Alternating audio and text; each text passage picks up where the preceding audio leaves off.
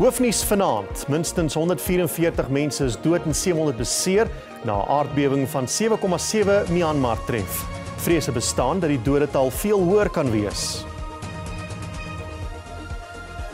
Die Hooggeregshof in Johannesburg beslis in die guns van duisende kankerpasiënte wat op 'n waglys van 3 jaar was vir bestraling by die Charlotte Maxeke en Steve Biko hospitale.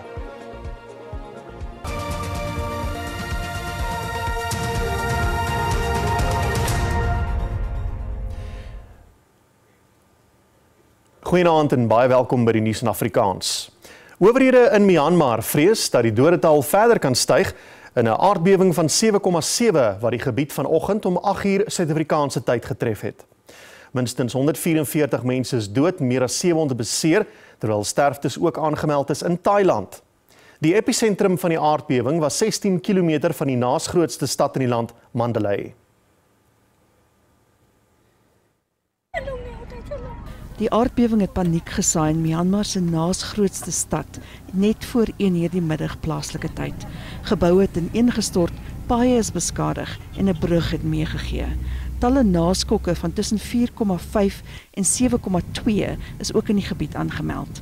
'n Aantal noodtoestande is afgekondig in die land.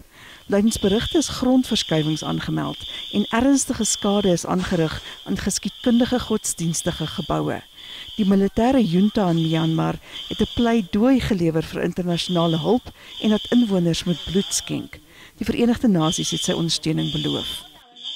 The government of Myanmar has asked for international support, and our team in Myanmar is already in contact in order to fully mobilize our resources in the region to support the people of Myanmar. But of course, there are other countries impacted, but the epicenter is in Myanmar, and Myanmar is the weakest country in this present situation.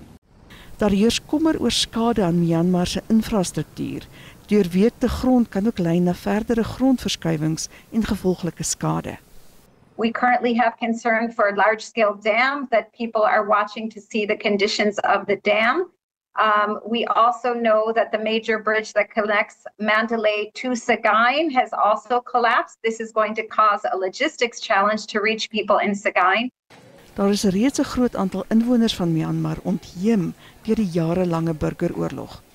Sagaing in its area that is currently affected very strongly by the protracted crisis has the largest number of internally displaced people in the country. We also know electricity and communication is down in several areas of the country. Sterk trillings is ook aangemeld in China en Laos. In die Thaise hoofstad Bangkok het 'n motorkamera die oomblik vasgevang toe 'n onvoltooide toringgebou ineengestort het. Reddingswerkers soek deur die puin en minstens 7 lyke is reeds gevind. Tientalle bouers word nog vermis en 'n sterfte elders in die stad is ook bevestig. Selfoonmateriaal toon ook hoe water van 'n dakswembad van die Intercontinental Hotel in Bangkok afstort. Gaste die luukse hotel in raas verlaat. Die Johannesburgse Hooggeregshof het die Departement van Gesondheid in Gauteng se versuim om bestraling aan kankerpasiënte te verskaf as onregmatig en ongrondwetlik verklaar. Minstens 3000 pasiënte is al vir meer as 3 jaar op die waglys vir bestraling by die onkologie afdelings van die Charlotte Maxeke en Steve Biko hospitale. Die Gautengse Tesourie het reeds in Maart 2023 R780 miljoen beskikbaar gestel om die agterstand in bestralingsdienste by die hospitale uit te wis. Die agterstand is nooit uitgewis nie en die Gesondheidsdepartement het R250 miljoen teruggegee wat hy net nooit spandeer het nie. Die nie-regeringsorganisasies, Section 27 en die Kankeralliansie het die saak teen die departement aanhangig gemaak. Die hof het 'n tussentydse bevel uitgereik dat die LER vir Gesondheid, Nomantu Nkomoraleoko, departementshoof Lesiba Malotana en uitvoerende hoofde van die Charlotte Maxeke en Steve Biko hospitale die agterstand binne 45 dae opklaar. What Section 27 and Cancer Alliance find additionally useful in the judgment is the court's comments on the Department of Health's responsibility in terms of accountability to the public, and particularly its responsibilities in terms of Section 195 of the Constitution. Die DA in Gauteng eis dat die LER en departementshoof afgedank word en sê onherstelbare skade is aan pasiënte op die waglys aangerig. Volgens die DA skademinister van Gesondheid, Jack Bloem, is tientalle pasiënte waarskynlik reeds dood omdat hulle nooit bestraling ontvang het nie, terwyl honderde ander se lewens in die weegskaal hang omdat bestraling in die meeste gevalle binne 3 maande na diagnose moet plaasvind. Die hof het die departement beveel om binne 3 maande 'n vorderingsverslag voor te lê. Section 27 en die Kankeralliansie het die uitspraak verwelkom. Minstens 240 inhegtenisnemings is sedert verlede jaar gemaak in sake van afpersing wat met konstruksiemafias verbind word. Die minister van Openbare Werke, Dean McPherson, het hierdie inligting tydens 'n nuuskonferensie in Sandton bekend gemaak. McPherson sê dit dui op die toewyding om korrupsie by projekte waar infrastruktuur ontwikkel moet word uit te roei. Die meeste afpersingssake kom tans in Gauteng voor, gevolg deur die Wes-Kaap, KwaZulu-Natal en die Oos-Kaap. No longer can you disrupt our sites without consequences. Gauteng remains the highest contributor with 241 cases and with 81 arrests, followed by the Western Cape with 198 reported cases and 73 arrests. KwaZulu-Natal is third with 102 cases and 16 arrests, and the Eastern Cape fourth with 86 cases and 6 arrests. Collectively, these 4 provinces account for 84% of all construction mafia extortion cases. Die departement sal gewetenlose maatskappye volgende teiken. Slegs 1 maatskappy is sedert 2002 gedenoteer. Within the months ahead, the pace of which companies are delisted should be rapidly increased, with over 40 companies facing blacklisting. So they are in the line of firing for us now, and we are going to move swiftly to blacklist these 40 companies. This should be encouraging to hear for all South Africans who care about how public funds are spent. Wat die onteieningswet betref, glo McPherson dis nodig om infrastruktuur teen 'n laer koste te kan ontwikkel. You cannot create servitudes across the country to build power lines without an expropriation act. And I get into a lot of trouble when I say that, but you simply can't have a situation where, and this happens, where people collude with officials in departments or state-owned entities to find out where transmission lines are going to be built, or where new railways are going to be built, and then start buying land in all of those places, and then demand tens of millions of rands for something that is worth R1 million. Volgens die minister het die regering tot dusver meer as R60 miljard aan mislukte of gestaakte projekte verloor. Taakspanne is intussen op die been gebring wat by konstruksiemafia brandpunte ontplooi is om die land se konstruksieterreine te beskerm. Die sperdatum vir SASSA begunstigdes om hulle goue kaarte met die swart Postbank kaarte te ruil is tot einde Mei verleng. Postbank se uitvoerende hoof, Nikki Mngashe, het die aankondiging tydens 'n nuuskonferensie in Pretoria gemaak. Mngashe het beklemtoon dat fondse steeds in die begunstigdes se rekeninge betaal sal word. Hulle sal egter nie toegang tot hulle fondse kan kry indien hulle nie binne die spertyd 'n nuwe kaart gekry het nie. Tot dusver het 1,3 miljoen van die 2,6 miljoen begunstigdes daarin geslaag om van die goue SASSA kaarte na die Postbank se swart kaarte oor te skakel. Mngashe sê daar is meer as 350 afsetpunte waar kaarte geruil kan word.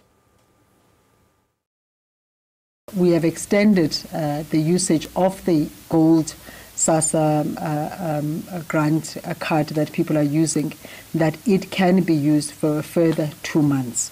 That is April and May 2025, that people can continue to use their SASSA gold card to access their grants.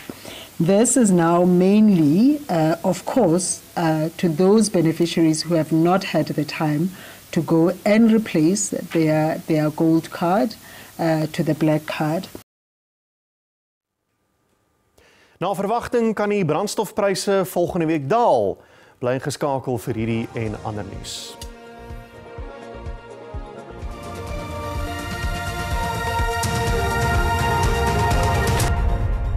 Motoriste kan teen volgende week heel moontlik verligting by die brandstofpompe verwag. Voorlopige data van die Sentrale Energiefonds toon dat die prys van 'n liter petrol waarskynlik met sowat 78 sent sal daal. Diesel sal na verwagting met 90 sent per liter daal, terwyl die prys van 'n liter parafien 84 sent minder sal kos. Die amptelike prysaanpassing sal deur die Departement van Minerale en Petroleumbronne aangekondig word en sal na verwagting volgende week Woensdag in werking tree. Die aantal huishoudings wat dienste van munisipaliteite ontvang het toegeneem, maar gratis basiese dienste het tussen 2022 en 2023 afgeneem. Dit is volgens Statistieke SA se nie-finansiële sensus van munisipaliteite vir die jaar wat op 30 Junie 2023 geëindig het. Die data toon dat water en elektrisiteit vir die tydperk onder hersiening die laagste persentasie toenames aangeteken het. Soliede afvalbestuur het die hoogste persentasie toename gehad, gevolg deur riolering en sanitasie. Statistieke Suid-Afrika sê die afname in gratis basiese dienste wat munisipaliteite lewer, is 'n vergelyking met 10 jaar gelede. Die sensus toon dat huishoudings in die Wes-Kaap, KwaZulu-Natal en die Noord-Kaap die meeste voordeel getrek het uit gratis basiese waterdienste. Volgens die data voorsien munisipaliteite water aan meer as 15 miljoen huishoudings, terwyl slegs 2,5 miljoen huishoudings nie die diens gratis ontvang het nie.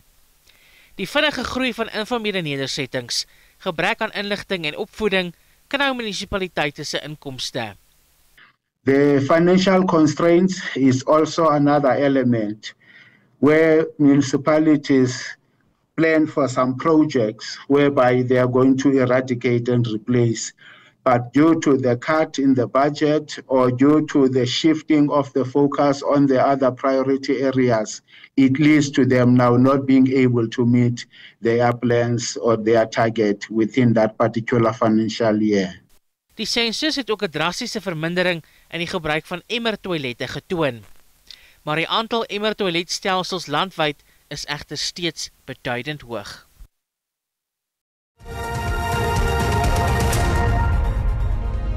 Ons kyk gou hoe die markte om 5:00 vanmiddag gelyk het.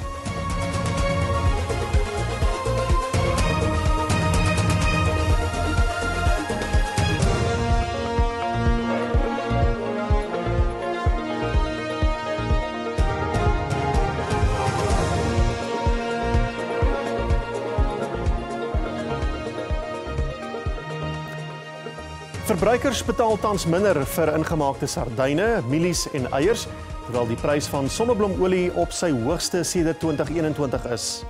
Volgens die mededingingskommissie se verslag oor die monitering van noodsaaklike voedselpryse, het sommige voedselpryse stelselmatig begin daal. Die verslag het onder andere bevind dat eiers tans goedkoper is as in November 2023. Die kommissie sê dit dui op herstel in die sektor. Die verslag het ook laer gemiddelde kleinhandelpryse vir bruinbrood gedurende die oorsigtydperk uitgelig. Intussen het die hoër pryse vir witmielies nog nie ten volle na die produsente en die kleinhandelpryse oorgespoel nie. Na aanleiding van 2024-25 se mieliebemarkingsjaar, wat uitdagings in die gesig staar weens die droogte in Februarie en Maart verlede jaar, sê die kommissie dit is 'n waardevolle tyd vir die ontwikkeling van volgende seisoen se oeste. This is the 12th installment of the Essential Food Pricing Monitoring Report, and it coincides with the commemoration of the World Consumer Rights Day as well as the Human Rights Day. Both these annually observed events are celebrated on the 15th and the 21st of March. But also the Commission embraces the provision of Section 2 of the Constitution, which guarantees South Africans of their fundamental right to access to information. And this is particularly important knowing that about 30% of the total household income is spent on essential food products. Dis alles of niks vir die Blitsbokke môreoggend om 7:15 teen Nieu-Seeland. Dis net hierna in die sportnuus.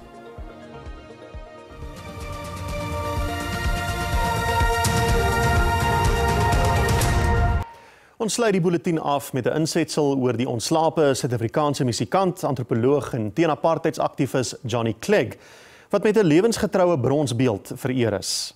Die kunswerk is deel van die wêreld se grootste versameling bronsbeelde Long Walk to Freedom in Kaapstad. Clegg is bekend vir sy vermenging van westerse rock en tradisionele Zulu musiek om 'n eie soortige klank te skep wat oor ras- en kultuurgrense heen gewild is. Hy neem sy plek in langs vryheidsikone van die afgelope paar dekades, soos onder meer Nelson Mandela en Desmond Tutu.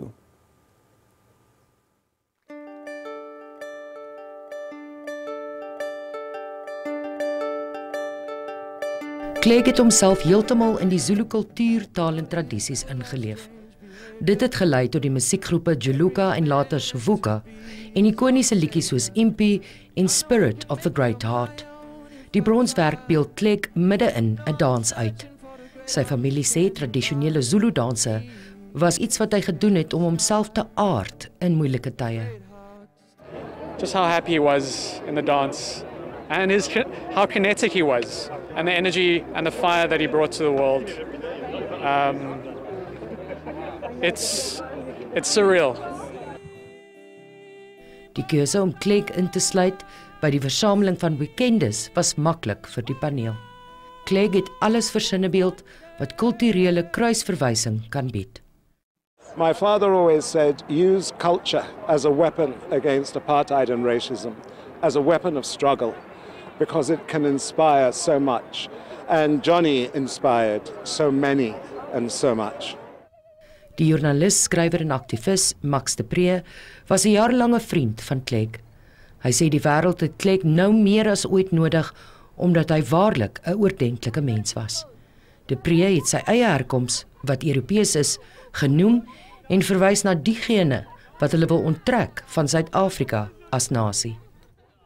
Johnny would have reminded us today that the safest, richest future would be to embrace the people and cultures and music and humanity of our continent.